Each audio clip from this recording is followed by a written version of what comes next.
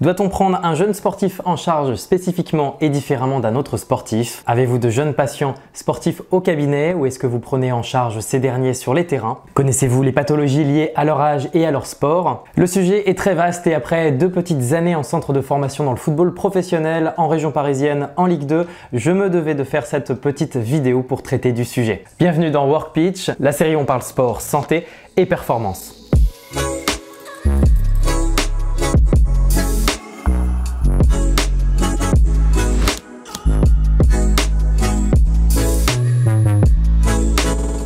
Pierre Poulain, kiné du sport. Aujourd'hui, nous allons tenter de répondre en vidéo à quelques questions que peuvent se poser les kinésithérapeutes, les préparateurs physiques et les sportifs en général.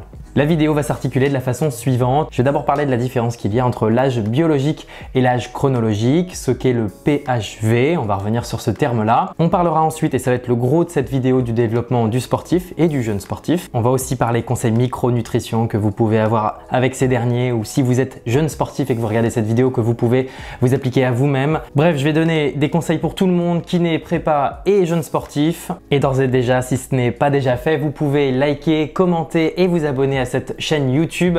Ça me ferait un immense bien vraiment pour le travail que je fournis ici. Je vous ai posé des questions en sondage il y a quelques temps sur Instagram. Plusieurs questions afin de savoir si vous vous occupiez et comment de vos sportifs. Alors quand je vous ai posé la question, si vous preniez en charge des sportifs, vous étiez 61% à me répondre que régulièrement vous en preniez en charge. Sur ces mêmes 100%, je vous ai ensuite posé la question si vous connaissiez les pathologies des jeunes sportifs. Vous étiez 26% à me répondre que oui, contre 13% que non et 60% pas assez. Je vous ai ensuite demandé ce qu'était le PHV, on va y revenir aussi dans la vidéo. Vous étiez presque 80% à ne pas connaître le PHV contre seulement une petite minorité, 20% d'entre vous. Je vous ai également demandé si vous faisiez du renforcement musculaire avec les jeunes athlètes. Vous êtes 17% à ne pas en faire, contre presque 40% à en faire et 40 autres % n'en font pas assez.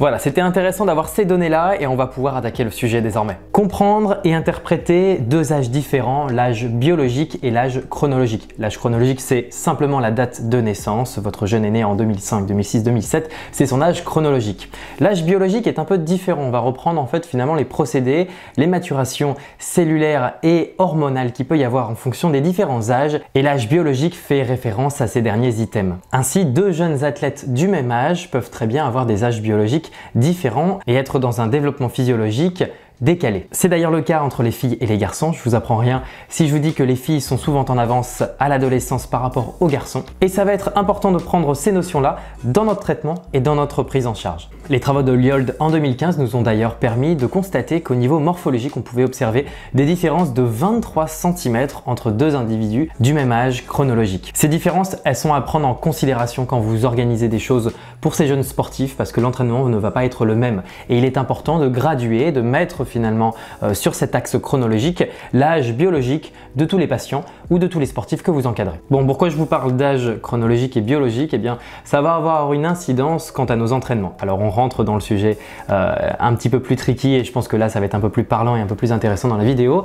On va devoir, à un moment de cette maturation morphologique et biologique, percevoir un pic de croissance. Ce pic de croissance, ou PHV en anglais, qui signifie Peak Height Velocity, est à prendre énormément en considération. Le PHV, et si on s'en réfère par exemple aux images que vous voyez, nous permettent de considérer qu'à un certain âge, entre 13 et 15 ans, la maturité morphologique est très différente que ce soit pour le garçon ou pour la fille. Il va falloir, en fonction de ce PHV, de ce pic de croissance, des entraînements spécifiques pour eux durant la saison. Et vous voyez encore une fois que ce pic de PHV, il va être un peu plus précoce chez la fille, entre 11 et 13 ans, alors que chez les garçons, il va falloir attendre 13-15 ans pour avoir ce pic de testostérone. On va revenir dans la vidéo sur ce qu'il faut faire et mettre en place comme entraînement, mais on va continuer à parler de ce PHV. Pour percevoir ce pic et ce PHV, on va utiliser le Growth and Maturation Assessment. Celui-ci va reprendre des méthodes cliniques afin de percevoir ce pic de croissance, comme l'utilisation des rayons X afin de percevoir la maturité osseuse, la méthode Domirwald que je vous mets en description, et d'autres méthodes comme celle de Kamish-Roach qui reprennent la taille de l'athlète, le poids de l'athlète, le poids des parents, la taille des parents au même âge. Si vous êtes jeune sportif ou que vous encadrez des jeunes athlètes,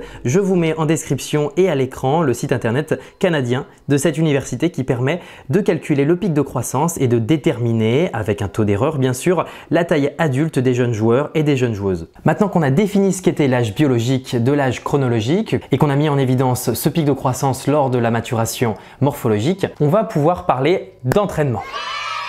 Et vous voyez bien que sur ce document, que de 13 à 14 ans, lors du pic de PHV, ça va être un moment clé pour travailler différents items lors de l'entraînement, comme la stabilité, que ce soit au niveau de la mobilité articulaire, sur le plan cardio, avec un travail aérobique, anaérobique, travailler comme je l'ai dit tout à l'heure en force-vitesse, donc sur la puissance, sur l'accélération, le changement de direction. Ça, c'est vraiment des items clés que vous devez travailler, kiné, préparateur physique, entraîneur, ou même vous, jeune athlète qui regardez cette vidéo, lors de ce PHV. Bien, nous arrivons dans la deuxième partie, le plus gros volet finalement de cette vidéo sur le jeune athlète, et on va parler de développement sportif. Le développement physique des jeunes joueurs, il va s'établir sur la règle des 5 S. Alors encore une fois, si on reprend les travaux et la formation que propose Exos sur le Youth Athlete, on va reprendre ces 5 S qui sont décrits dans celle-ci avec l'endurance, la force, la rapidité, la technique et la souplesse. Ces 5 mots d'ordre sont la clé si vous voulez performer, vous jeunes sportifs, ou si vous voulez rééduquer ces derniers. Il va falloir travailler ces 5 items à des moments clés et à des intensités différentes lors de la maturation morphologique. L'erreur ici serait de ne pas prendre en considération ces 5 S lors de l'entraînement avec nos jeunes sportifs ou même lors d'une rééducation.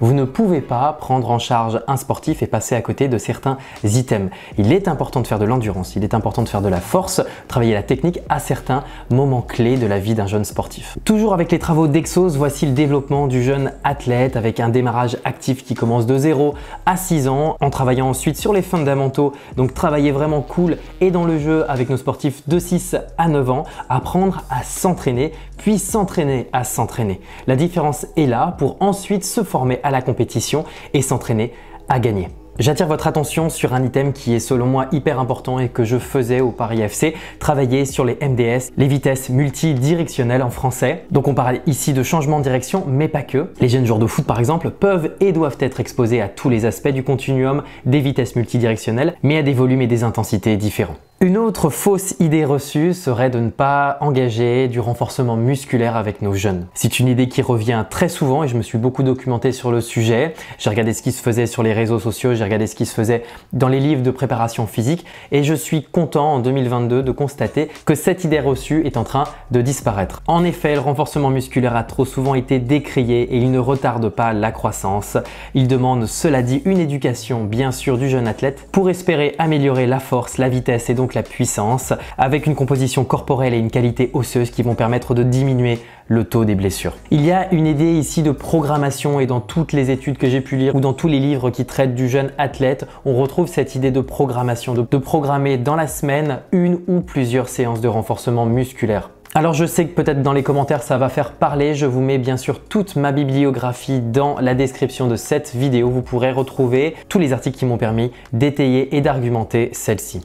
Je vous remets d'ailleurs une autre slide qui argumente l'intérêt de travailler la force chez nos jeunes athlètes. Le renforcement musculaire pour le jeune sportif reste donc une étape clé. Bon, en parlant un petit peu micronutrition, j'adore ça et vraiment j'en parle maintenant avec tous mes sportifs et de n'importe quel âge. Et je ne vais parler ici que d'un seul nutriment qui m'intéresse avec nos jeunes athlètes, le fer. 8 mg de 11 à 13 ans, 11 mg de 14 à 18 ans pour les filles et 15 mg de 14 à 18 ans pour les garçons. Voici les recommandations que j'ai pu trouver quant au fer dans la micronutrition. Vous allez en trouver dans plein d'aliments, alors bien sûr les épinards, mais il y en a aussi dans un tas d'autres aliments comme la viande, les oléagineux, le quinoa, les brocolis, les fruits de mer, les graines de chia, bref vous allez en trouver partout. Faites-en consommer, parlez-en avec vos jeunes athlètes, c'est super important. On a aussi observé que lors de ce développement physique chez nos jeunes athlètes, il pouvait y avoir, et notamment chez les filles, un changement de la cinématique dans les différents plans. En effet, on a constaté des changements lors de la puberté sur des variables mesurées du tronc, de la hanche et du genou, avec globalement une diminution des ROM, de la mobilité articulaire du tronc, de la hanche et du genou, avec une diminution aussi des angles de flexion maximum. Et tout cela peut entraîner des différences au niveau de la cinématique et bien sûr entraîner des risques lors des changements de direction par exemple et amener des traumatismes qu'on connaît comme le ligament croisé antérieur, le ligament latéral interne. Donc c'est à prendre en considération aussi quand on entraîne, quand on rééduque des jeunes sportifs. Je vais finir ce chapitre en parlant aussi d'un exemple chez une population de sportifs, les tennisman et les jeunes tennisman. Eh bien, chez les jeunes joueurs de tennis, l'incidence des pathologies d'épaule est conséquente avec des taux entre 2,6 et 3,6 blessures pour 1000 heures de jeu. On a également constaté que les joueurs de niveau régional ont montré une incidence 4 fois plus élevée que les joueurs au niveau national en termes de plaintes et de douleurs. On leur a fait remplir pour ça, après les entraînements et les compétitions, des questionnaires. Ça nous pousse aussi à penser que le niveau des jeunes joueurs, ou en tout cas le niveau sportif, est à prendre en considération lors d'une rééducation ou d'un entraînement. Selon le niveau de jeu, le joueur aura plus ou moins, en tout cas pour le tennis, de chances de se blesser ou de se plaindre de douleurs de l'épaule. Je pense que cette analyse et cet article est à prendre en considération pour tous les autres sports quant aux jeunes athlètes. Et c'est pour ça qu'il est selon moi impératif, même avec les jeunes, de travailler avec le RPE. On en reviendra dans une autre vidéo du RPE d'ailleurs, avec aussi des indicateurs sur la fatigabilité comme les GPS par exemple, ou les questionnaires après et avant les entraînements pour connaître l'état et la forme du jour du joueur. On fait un bref topo sur les pathologies des jeunes athlètes que vous connaissez peut-être, que vous devez connaître ou en tout cas vous informer sur ces derniers si vous prenez en charge des sportifs, kiné et prépa. Bien sûr, on va citer Osgood-Schlatter, Sinding Larsen, la maladie de Perth, tout ce qui va être lié à la fragilité osseuse et la maladie de Sever. Toutes ces pathologies-là sont à connaître ou au moins être capable cliniquement de les mettre en avant. Et je peux vous dire, si on parle du football, que dans les centres de préformation, on retrouve énormément ces pathologies. Bien, on arrive à la fin de cette vidéo. On va encore parler de deux choses et on va revenir sur l'attitude du professionnel de santé quant à nos jeunes athlètes. Vous allez devoir travailler avec bienveillance et être dans l'apprentissage avec ces jeunes. Il va falloir être patient et réexpliquer finalement la méthode, votre plan de traitement, un exercice, un atelier, une façon d'exécuter un exercice. C'est un moment où ils sont en plein développement cérébral et vous allez pouvoir être acteur quant à cette maturation. Enseigner, être patient, répéter, je pense que ça c'est des mots clés avec les jeunes. Mais il va falloir aussi des fois s'affirmer malheureusement, faire de l'éducation, mais tout en étant respectueux avec l'athlète. Donnez-leur des tips, des points clés. Je vous ai parlé de micronutrition avant. Ils sont vraiment friands de ce genre de conseils. Ils savent que c'est avec des petits tips qui vont pouvoir faire la différence, surtout lors de compétitions. Bon, et je vais vous parler maintenant pour finir de mon expérience dans le football, dans ce centre de formation aussi. Encadrer des jeunes, c'était à la fois hyper enrichissant, surtout que c'était une première expérience pour moi dans le foot. Donc j'ai appris beaucoup. Et j'ai appris aussi beaucoup sur moi-même. Ça n'a pas forcément été facile tous les jours. On est avec des mecs de 15 à 21 ans qui parfois n'en font qu'à leur tête, qui quand ils sont blessés finalement pensent que c'est une punition. Donc ça c'est finalement à prendre en considération. Mais dans l'ensemble ça se passe toujours bien. J'ai réussi avec mon collègue à mettre en place beaucoup de choses et à poursuivre le travail que lui avait mis en place depuis 10 ans là-bas. Et la plupart du temps, si ça se passe bien avec les jeunes, ils te le rendent bien. On est là à leur service, ils le savent, ils sont là pour évoluer aussi. Il faut savoir qu'on leur demande beaucoup de choses, tant sur le point de vue de la scolarité et sur le plan sportif quand ils sont en centre de formation. Et donc je le vois de cette façon-là. Les préparateurs physiques, les entraîneurs sont un petit peu la face paternelle, je dirais, et je resterai dans ce cas-là les figures maternelles où ils peuvent finalement discuter d'autres choses, me parler de ce qui les préoccupe, me parler de leurs blessures, de leur évolution physique. Mais un jeune athlète, il est en pleine phase de construction et c'est avec ce qu'on va lui dire ou ce qu'on va mettre en place qu'il va se forger par la suite. Et même si parfois ils ont des discours un petit peu farfelus, eh bien il faut prendre en considération tous les aspects que je viens de citer pour pouvoir prendre en charge le jeune athlète. J'ai réalisé là-bas avec des préparateurs physiques des premières séances de renforcement musculaire et d'haltérophilie. Tout ça, c'est des manœuvres d'apprentissage essentielles dans la vie d'un jeune sportif. Je viens de terminer en tout cas sur ce gros chapitre qu'est le jeune athlète. C'était un super moment de recherche pour moi et je regrette finalement de ne pas l'avoir fait avant d'aller en centre de formation et de travailler avec des athlètes. Ne faites pas la même erreur que moi si vous avez la chance de travailler avec des jeunes. Allez chercher les informations avant de les prendre en charge. Si cette vidéo vous a plu, je vous invite à commenter. On discute beaucoup dans les commentaires, à me suivre sur Instagram et TikTok. Je suis plus qu'actif sur ces deux réseaux sociaux, à me poser toutes les questions que vous voulez en DM, à vous abonner bien sûr à la chaîne Kinéa Sport et Performance et je vous retrouve très bientôt pour une prochaine vidéo. Ciao!